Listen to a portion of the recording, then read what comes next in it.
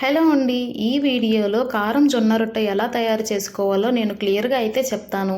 మీరు ఎక్కడా కూడా వీడియో మిస్ చేయకోకుండా పూర్తిగా చూసి దీన్ని చూసైతే మీరు ఫాలో అయిపోతూ ఇంట్లో ట్రై చేయండి. దీనికి కావాల్సింది ముందుగా మనం ఒక 2 ఆనియన్స్ అయితే తీసుకొని దాన్ని సన్నగా అయితే కట్ చేసి పెట్టుకోండి.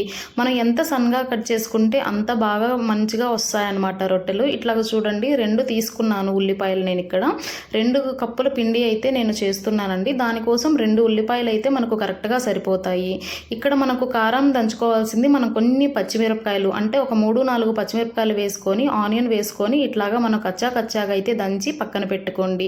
దీనిలో మనకు కొంచెం కొత్తిమీర అయితే కలిపితే సరిపోతుంది. మీకు కొత్తిమీర విడిగా కావాలి అని అంటే ఓన్లీ పచ్చిమిర్చి ఆనియన్ వేసి ఇట్లా కచ్చాగా దంచి పెట్టుకొని ఒక గిన్నెలోకి అయితే తీసి పెట్టుకోండి. మనకు పిండి కలుపుకోవడానికి గిన్నె వెడల్పుగా ఉండేటట్టు అయితే చూసుకోండి. మనకు మొత్తం పేస్ట్ లాగా కాకుండా ఇట్లాగా కచ్చాగా అయితే దంచి పెట్టుకోండి. కొత్తిమీర మనం విడిగా వేసుకోవచ్చు, లేదంటే దీంతో దంచి కూడా వేసుకోవచ్చు. కరివేపాకు కూడా అంతే. మనకు మరీ చిన్నగా కావాలి అంటే దంచి వేసుకోండి, లేదంటే విడివిడిగా సన్నగా కట్ చేసుకొనైనా వేసుకోవచ్చు. మసాలా అంతా కూడా ఇట్లా పక్కన తీసి పెట్టుకున్న తర్వాత దాంతో చిటికడంత పసుపు యాడ్ చేసుకోండి. నేను ఇక్కడ కొత్తిమీర దంచి వేయలేదు కాబట్టి ఇట్లాగా విడిగా సన్నగా కట్ చేసుకొని అయితే వేసుకుంటున్నాను. ఇక్కడ పచ్చి శనగపప్పు ఒక 10 నిమిషాల ముందే ఒక 2 టేబుల్ స్పూన్లు తీసి నానబెట్టుకోండి. నానబెడితే మొత్తం కూడా మనకు మంచిగా వస్తాయి అన్నమాట. నానిన తర్వాత వేగుతాయి కదా, పెనం మీద వేసినప్పుడు మంచిగా క్రిస్పీగా వస్తాయి అన్నమాట.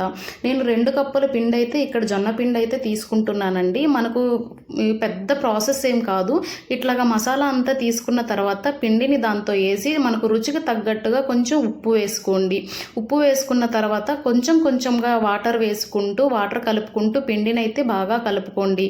ముందుగా మసాలాలంతా కూడా పిండికి పట్టేటట్టు ఇట్లాగా గిన్నె రౌండ్గా తిప్పుకుంటూ మొత్తం కలుపుకోండి.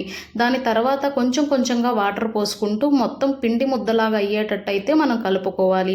ఈ జొన్న రొట్టె మన డైట్లో యాడ్ చేసుకోవడం వల్ల బరువు పెరగకుండా ఉంటాము. అండ్ మనకు డయాబెటిక్స్, షుగరు ఇట్లా ఉండే ఆరోగ్య సమస్యలు ఉండే వాళ్ళకి కూడా ఇది చాలా బాగా ఉపయోగపడుతుంది. ఎందుకంటే మన పెద్దలు ఇలాంటి ఆహారం తినబట్టే ఇప్పటికీ కూడా చాలా గట్టిగా ఉంటున్నారు. మనం ఏంటంటే ఇవి తినడం వల్ల మనకు ఆరోగ్య సమస్యలు అనేవి ఎక్కువైపోతూ ఉంది. సో కొంచెం వాటర్ వేసుకుంటూ మనకు కన్సిస్టెన్సీకి తగ్గట్టుగా ఇక్కడ మనకు పిండి ముద్దలాగా తయారయ్యేంత వరకు కూడా ఇట్లాగా కలుపుకొని పక్కన పెట్టుకోండి.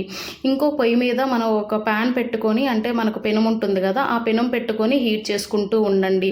దీనికి మనం చపాతీ రుద్దుకునేది పీట ఉంటుంది కదా, ఆ పీట మీద తడి క్లాత్, మనకు క్లాత్ ఉంటుంది కదా, కాటన్ క్లాత్ ఇట్లాగా తడిపి వేసుకొని మనకు ఎంత సైజులో కావాలి రొట్టె అనేది అంత పిండి పెట్టుకోవాలన్నమాట. ఇక్కడ నేను పెద్ద రొట్టె కాబట్టి నేను పెద్ద పిండి అయితే ఎక్కువ పిండి అయితే పెట్టి చేస్తున్నాను. మీకు స్టార్టింగ్ చేస్తున్నట్లు అయితే కొంచెం పిండి పెట్టుకొని ముందు చిన్నవి చేసుకోండి, ఆ తర్వాత పెద్దవి ట్రై చేయొచ్చు. ఇట్లాగా నేను కొంచెం పిండి పెట్టుకున్న తర్వాత అరిచేయి ఉంది చూసారా, అరిచేతితో తట్టుతూ ఉన్నాను చూడండి. మీరు కూడా కొంచెం చేయి తడి చేసుకుంటూ అట్లాగా తట్టుకుంటూ ఉండండి. ఇవి మన ఆరోగ్యానికి చాలా మంచిది. మనం ఒక్కటి తిన్నా సరే మన కడుపు ఫుల్ అయిపోయినట్టు ఫీలింగ్ అయితే వస్తుంది. ఈ జొన్న రొట్టెలు మన ఆరోగ్యానికి చాలా మంచిగా ఉపయోగపడతాయండి. మనం ఏ ఆరోగ్య సమస్యలు ఉన్నా కానివ్వండి, విటమిన్స్, మినరల్స్ అన్నీ కూడా ఈ పిండిలో ఉంటాయి కాబట్టి మనకు చాలా ఎనర్జెటిక్గా ఉంటుందన్నమాట. మీరు కనీసం వారానికి 1-2 సార్లు అయినా తినడానికైతే ట్రై చేయండి. సో ఇట్లాగా మనం మొత్తం కూడా ఇట్లా ఒత్తుకున్న తర్వాత మనకు అక్కడక్కడ మనకు గ్యాప్స్ అయితే వచ్చేస్తుంటాయి కదా, అట్లా గ్యాప్స్ వచ్చేసినప్పుడు మనకు క్లాత్తో ఇట్లాగా కార్నర్స్ అయితే ఫోల్డ్ చేసుకొని మళ్ళీ కూడా దాని మీద ఒత్తుకోండి.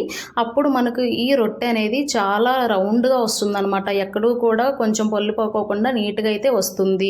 సో దీన్ని ఇట్లాగ పెనం వేడి చేసుకున్న తర్వాత సో క్లాత్తో సహా తీసుకొని పెనం వేడెక్కిందా లేదా చూసుకున్న తర్వాత క్లాత్తో సహా మనం రొట్టె అయితే పెనం మీద వేయాలన్నమాట. సో ఇక్కడ నేను ఎలా వేయాలి అనేది కూడా క్లియర్గా చూపిస్తున్నాను. దాన్ని చూసైతే మీరు ఫాలో అయిపోండి.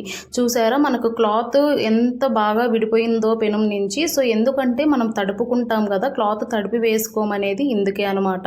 మనం క్లాత్ తడిపి వేసుకోకుండా ఇట్లాగా వేస్తే ఏంటంటే పిండి అనేది క్లాత్ కంటుకోపోయి మనకి ఇట్లాగా విడిగా రాదు. సో అట్లాగా పెనం మీద వేసిన తర్వాత ఒక సైడు కాల్చిన తర్వాత రెండో వైపుకి మనం చెయ్యి అండ్ మనకు గంటె 2 సహాయంతో మాత్రమే తిప్పుకోండి, ఎందుకంటే విరిగిపోకుండా వస్తాయన్నమాట. సో ఇట్లాగా 2 వైపులా నెమ్మదిగా కాల్చుకుంటూ కొంచెం ఆయిల్ కానివ్వండి కానివ్వండి లేదా బటర్ కానివ్వండి అప్లై చేసుకోనివ్వండి. మొత్తం కూడా ఇట్లాగా చూడండి ఎంత బాగా మనకు పచ్చెనగపప్పు, కరివేపాకు, కొత్తిమీర, పసుపు ఎంత బాగా కనిపిస్తున్నాయో. సో కారం రొట్టె చాలా ఈజీగా మనం ఇంట్లో అయితే చేసుకోవచ్చు. ఎప్పుడైనా స్నాక్స్ తినే టైంలో ఇంట్లో ఏమీ లేకపోతే ఇలా అయితే మీరు ట్రై చేయండి. దీనికి మనకు సైడ్ డిష్గా కర్రీ అవసరం లేదు, లేదంటే ఏదైనా పికిల్ కూడా అవసరం లేదు. కారం రొట్టె కాబట్టి మనం సింపుల్గా ఈ ఒక్క రొట్టెతో మాత్రమే వితౌట్ కర్రీ అయితే మనం టేస్ట్ చేయొచ్చు. ఇప్పటి వరకు మీరు ఎవరైనా తినకుండా ఉండుంటే ఖచ్చితంగా ఇట్లా ట్రై చేసి మీ ఇంట్లో వాళ్ళకి పెట్టి మీరు కూడా తినండి. ఇది మీకు ఖచ్చితంగా అయితే నచ్చుతుంది. మనం ఎక్కువగా మందంగా అయితే చేసుకోండి. మరీ సన్నగా చేస్తే ఏంటంటే క్రిస్పీగా వస్తుందన్నమాట. కొంచెం మందంగా చేసుకోవడానికి అయితే ట్రై చేయండి.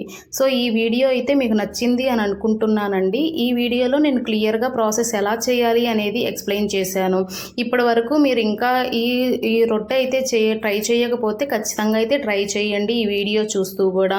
బిగినర్స్ కూడా మంచిగా అయితే మన స్టార్టింగ్లోనే ఎట్లా చేయాలి అని చెప్తున్నాను కాబట్టి బిగినర్స్ కూడా ఈ వీడియో చూసి అయితే ఫాలో అయిపోవచ్చు.